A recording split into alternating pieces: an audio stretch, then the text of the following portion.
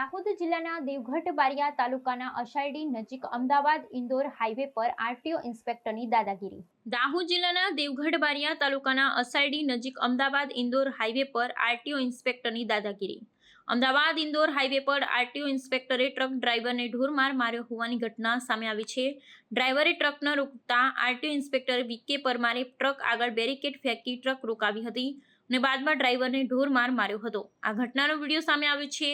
આ મામલે ડ્રાઈવર અને વિડીયો બનાવનારને આરટીઓ ઇન્સ્પેક્ટર પર રોફ જમાવવાનો આરોપ મૂક્યો છે। બીજી તરફ આરટીઓ ઇન્સ્પેક્ટર વાતને નકારતા એવું કહ્યું કે ટ્રક નહોતી રોકી એટલે અમે ખાલી ડ્રાઈવરને ડરાવતા હતા। આ ઘટના અંગે મળતી માહિતી મુજબ મુંબઈથી દિલ્હી જઈ રહેલી એક ટ્રકને આરટીઓ અધિકારીઓએ રૂબાબરી નજીક રોકવાનો પ્રયાસ કર્યો હતો, પરંતુ ટ્રક ચાલકે ટ્રક ન રોકતા આરટીઓ ઇન્સ્પેક્ટર વીકે પરમારે અચાનક ટ્રકની આગળ બેરિકેટિંગ ફેંકતા બેરિકેટિંગ સાથે ટ્રક અથડાતા ટ્રકનું આગળનું ટાયર પંચર થઈ ગયું હતું।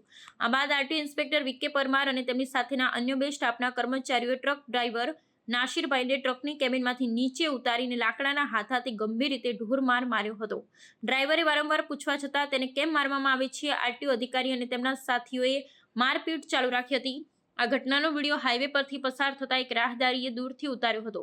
વિડીયો ઉતારવાની જાણ થતાં જ વીકે પરમારે મારપીટ બંધ કરી અને લાકડું બાજુમાં ફેંકી દીધું હતું। જ્યારે વિડીયો ઉતારનાર વ્યક્તિઓએ પૂછ્યું કે તમે તેને કેમ મારો છો તો તેમણે કોઈ જવાબ આપ્યો ન હતો। આ ગંભીર મારપીટને કારણે ઈજાગ્રસ્ત ડ્રાઈવરને 108 એમ્બ્યુલન્સ મારફતે પીપલોદની સરકારી હોસ્પિટલમાં સારવાર માટે લઈ જવામાં આવ્યો હતો, જ્યાં તેની પ્રાથમિક સારવાર ચાલુ છે। આ ઘટનાનો વિડીયો સોશિયલ મીડિયામાં વાયરલ થતા લોકોમાં આરટીઓ ઇન્સ્પેક્ટર વીકે પરમાર સામે ભારે આક્રોશ જોવા મળી રહ્યો છે। લોકો આવા અધિકારીઓ સામે કડક કાયદેસરની કાર્યવાહીની માંગ કરી રહ્યા છે।